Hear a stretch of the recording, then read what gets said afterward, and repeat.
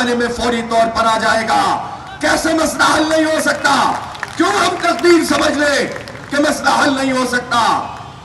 اور میں آپ کو پھر بتاتا ہوں، کہتے ہیں تنخواہ داروں پہ جو ہم نے ٹیکس کا سلیب بنایا ہے، یہ سلیب ہماری مجبوری ہے. ہم سے IMF نے کہا کہ تنخواہ داروں کے ٹیکس میں اضافہ کرو. 368 ارب روپے ان تنخواہ داروں نے پچھلے سال ادا کیے ہیں. ہم تو چاہتے ہیں اس میں سے بھی کمی ہو، لیکن چلو 368 تو پچھلے سلیب میں تم نے وصول کیے ہیں. نیا سلیب قابل قبول نہیں ہے جس میں تم خون نچوڑ رہے ہو. اور جب تم یہ کہتے ہو کہ اس کے علاوہ کوئی راستہ نہیں ہے تو ہم تمہیں راستہ بتاتے ہیں. 5 ایکڑ زمین رکھنے والے کسان سے کوئی انکم ٹیکس مت لو. 10 ایکڑ والے سے کوئی انکم ٹیکس نہیں لو. 15 ایکڑ والے سے کوئی انکم ٹیکس نہیں لو. حالانکہ 15 سے 20 ایکڑ والا وہ کاشتکار ہوتا ہے جو ایک مڈل کلاس اور اپر مڈل کلاس کی طرح زندگی گزار سکتا ہے. لیکن اگر 20 ایکڑ والوں سے بھی تم کوئی ٹیکس نہ لو تو جو 20 ایکڑ سے اوپر زمیندار ہیں، جاگیردار ہیں، وڈیرے ہیں، خان ہیں، سردار ہیں، یہ لوگ 2.5 کروڑ ایکڑ زمین ان کے پاس ہے. ابھی تو میں یہ بات نہیں کر رہا کہ اس میں سے جتنی ناجائز ہے سب چھین لو اور عام کسانوں میں تقسیم کرو. وہ مطالبہ بھی آئے گا، لیکن پہلا مطالبہ تو یہ ہے کہ 20 ایکڑ سے اوپر جو کوئی بھی ہوگا وہ اگر آمدنی کا معقول حصہ دیں، ان پر ٹیکس لگا دیا جائے تو تنخواہ داروں کا ٹیکس اس بوجھ کی کوئی ضرورت نہیں ہوگی. نئے سلیب کی کوئی ضرورت نہیں ہوگی. شہباز شریف صاحب اپنی کمیٹی کو یہ بتا دیجئے کہ کمیٹی میں بھی ہمارے ممبران بات کر لیں گے، لیکن ہم تمہیں بتا رہے ہیں کہ تم کہاں سے ٹیکس وصول کرو. اور آؤ ہم تمہیں بتاتے ہیں کہ اگر تم نے سود کی لعنت ہم پر مسلط کی ہے، سود تو بالکل بھی نہیں ہونا چاہیے، لیکن جب تم یہ کہتے ہو کہ اس کا طریقہ کار بتایا جائے تو پھر ہم تمہیں یہ بتاتے ہیں کہ گریجولی اس کو کیسے کم کیا جائے. یہ جو 19.5% سود ہے، اس کے نتیجے میں کیا ہوا ہے؟ ہمارے اندرونی قرضے 43,000 ارب روپے کے، سب ملا کے 65,000 ارب روپے. صرف گزشتہ عرصے میں 14,000 ارب روپے کا ان ظالموں نے قرضوں میں اضافہ کیا ہے. اور سود میں ہمیں صرف 43,000 لوکل سود میں ہمیں 8,500 ارب روپے جمع کرانے ہیں. اگر تم ہر 2 مہینے میں 2% سود کم کرو تو اس کے نتیجے میں 8.5 کے بجائے صرف 5,500 ارب روپے اس لعنت میں تمہیں دینے پڑیں گے، جو کسی بھی صورت میں ویسے نہیں ہونی چاہیے. 3,000 ارب روپے اس سے بچ جائیں گے. اب بتاؤ، کیا تم اب بھی بجلی کی قیمت مہنگا کرنا چاہتے ہو؟ کیا اب بھی تم یہ ظالمانہ ٹیکس لگانا چاہتے ہو؟ تم اپنی مراد نہیں چھوڑتے، تم اپنی گاڑیاں نہیں چھوڑتے، تم جاگیرداروں پہ ٹیکس نہیں لگاتے، تم سود کی لعنت ختم نہیں کرتے، اور ہم سے کہتے ہو کہ اپنی قسمت سمجھ کے اس ظلم کو برداشت کر لیں. تو شہباز شریف صاحب، اب یہ برداشت نہیں کیا جائے گا. تمہیں پیچھے ہٹنا پڑے گا، ہمیں حق دینا پڑے گا.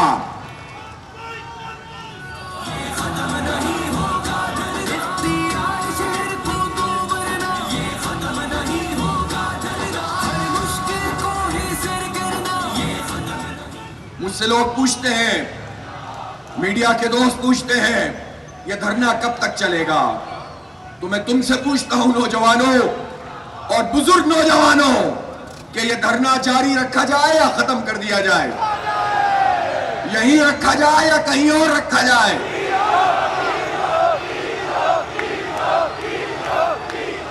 اس دھرنے کا سب سے پاپولر نعرہ کیا ہے؟ ڈی چوک. تو سارے ارمان پورے ہو جائیں گے اگر انہوں نے 2 نمبری کی، اور انہوں نے اگر ٹال مٹول سے کام لیا تو صرف ڈی میں نہیں جائیں گے، ہٹ لگا کر گول بھی کریں گے انشاءاللہ تعالی، پارلیمنٹ تک بھی پہنچ جائیں گے. مسئلہ डी का नहीं है, उससे आगे बढ़ने का है। इसलिए सारे ऑप्शन खुले हुए हैं। मैं एक एक करके ऑप्शन बता रहा हूं। सारी जिम्मेदारी नून लीग की हुकूमत पे है, पीपल्स पार्टी की हुकूमत पे है, और वो जो फॉर्म 47 की बदतरीन पैदावार एमक्यूएम है उसकी हुकूमत पे है। इन्होंने जो अपनी बदतरीन 47 वाली हुकूमत बनाई है, बात तो बहरहाल इन्हीं से कर रहे हैं, और इनको ये बता देना चाहते हैं, ये ऑप्शन भी मौजूद है कि यही धरना मैं किसी दिन भी, आज भी, कल भी और परसों भी, किसी दिन भी ये ऐलान कर सकता हूं। ये सब तैयार है इसके लिए कि हम अभी से मार्च करना शुरू करें और इस्लामाबाद में हम जाएं। तुम्हारा कोई कंटेनर इंशाअल्लाह हमारा रास्ता नहीं रोक सकता।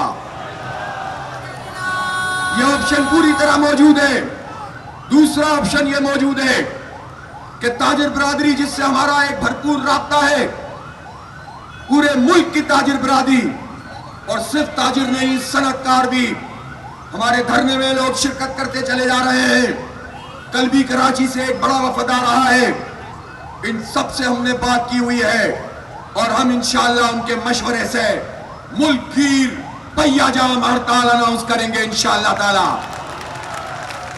और वो हड़ताल फिर एक दिन की नहीं होगी, फिर वो हड़ताल पहले एक दिन, फिर 3 दिन, फिर हफ्ता, जब तक हक नहीं दोगे मजीद अपने लिए कुर्बानी का रास्ता तय करते हुए हड़ताल करेंगे, लेकिन अपना हक हासिल करेंगे। आप सब इसके लिए तैयार हैं? चौथा ऑप्शन वो ये है कि हम तमाम बड़ी शाहराहों के ऊपर धरने दे देंगे, बैठ जाएंगे, मुल्क को बंद कर देंगे। शहबाज शरीफ साहब, ये जुबानी जमा खर्च नहीं है, ये जमात इस्लामी है। हम निकल पड़े हैं, हमें अपनी जात के लिए कुछ नहीं चाहिए, मुझे और मेरी टीम को कुछ नहीं चाहिए। हमें अपने नौजवानों को उम्मीद दिलानी है, हमें पाकिस्तान को आगे बढ़ाना है, हमें मईशत का पहिया चलाना है, और हमें पाकिस्तान को इस मायूसी की अतः गहराइयों से निकालना है। इसलिए कोई कंप्रोमाइज नहीं होगा।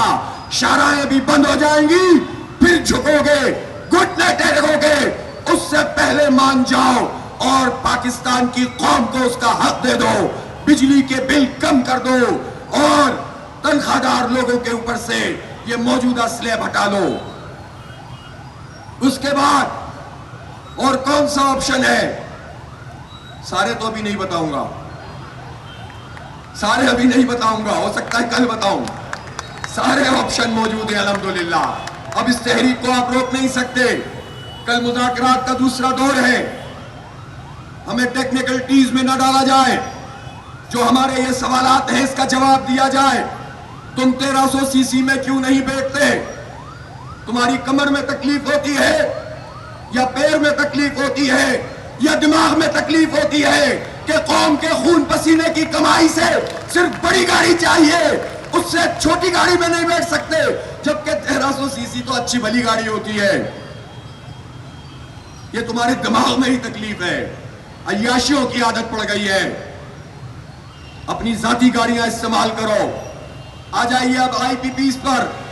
कहते हैं आईपीपी से बात नहीं हो सकती। आईपीपी से क्यों नहीं बात हो सकती? क्या 2019 में कुछ आईपीपी से बात नहीं हुई थी? क्या उसको रिवाइज नहीं किया गया था? 1994 में पीपल्स पार्टी, फिर मुशर्रफ, फिर नून लीग और फिर पीटीआई, सारे अदवार में आईपीपी बनी है। और जो कमेटी बनी, उस कमेटी ने रिपोर्ट में निशानदही की कि मुआहदे हैं ही गलत, झूठ पर मबनी है। मुझे पूरी दुनिया में कोई एक ऐसी बात बता दे, कोई कानूनदान, कोई वकील, कोई जज, कि अगर मुआहदे में झूठ लिखा हुआ हो, एक चीज कही गई हो कि लोकल कोल के ऊपर, कोयले के ऊपर ये ईंधन होगा, प्लांट चलेगा, और इसका जो फ्यूल फैक्टर है, जो उसकी प्राइस है, वो इतनी होगी एफएफसी, और जो इंपोर्टेड कोल है उसकी उससे ज्यादा होगी। लिखा जाए इंपोर्टेड कोल इस्तेमाल हो, गन्ने का फूक, और उसके बाद चार्ज करो हमसे कैपेसिटी पेमेंट इंपोर्टेड कोल की, जो इंपोर्ट हो ही नहीं रहा। तो आप मुझे बताओ, जो ये काम करे تو دنیا کے کسی کورٹ میں جا سکتا ہے, اپنی شکل دکھا سکتا ہے, کہیں چیلنج کر سکتا ہے. جھوٹ بولتے ہو تم کہ یہ چیلنج نہیں کیے جا سکتے. سارے ناجائز مطالبے, معاہدے چیلنج کیے جائیں گے اور ان معاہدوں کو تمہیں کینسل کرنا پڑے گا. ان ناسوروں کو ہماری قومی جسم سے ہٹانا پڑے گا, اس کی سرجری کرنی پڑے گی. اور مجھے شہباز شریف اور بلاول جن کی مشترکہ حکومت ہے, فرینڈلی فائر کرتے رہیں گے, نورا کشتی کرتے رہیں گے, ڈرامہ کرتے رہیں گے, مل کر کھا رہے ہیں. یہ بتائیں شہباز شریف اور بلاول کہ یہ جو گورنمنٹ اونڈ آئی پی پیز ہیں, ان گورنمنٹ اونڈ آئی پی پیز کو جس کی گورنمنٹ کی ملکیت ہے, ان کے شیئرز ہیں, اس کے کیپیسٹی پیمنٹ اگر آپ نہیں دیں گے تو دنیا کی کون سی عدالت میں جا کر کوئی ریٹ کرے گا, پٹیشن کرے گا؟ تو کیوں جھوٹ بولتے ہو, کیوں دھوکہ دیتے ہو, کیوں فراڈ کرتے ہو؟ ہر چیز ڈویبل ہے. ناجائز مطالبے ہم نے نہیں کیے, کسی ٹیکنیکل کمیٹی کی ضرورت نہیں ہے. سیدھی سیدھی بات ہے, عوام کو حق دو, ورنہ کہیں ایسا نہ ہو کہ یہ 7 مطالبات حکومت گراؤ تحریک میں تبدیل ہو جائیں. پھر نہیں سنبھلے گا تم سے کچھ بھی. اس لیے اس سے پہلے ہمیں نہیں, عوام کو حق دو, نوجوان کو حق دو. میرے بھائیوں اور دوستو, یہ لوگ نہیں سمجھ سکتے آپ کا دکھ کیا ہے. ایک غریب کا دکھ یہ کیسے سمجھ سکتے ہیں جو تنخواہ لے کر آئے اور جب گھر میں پہنچے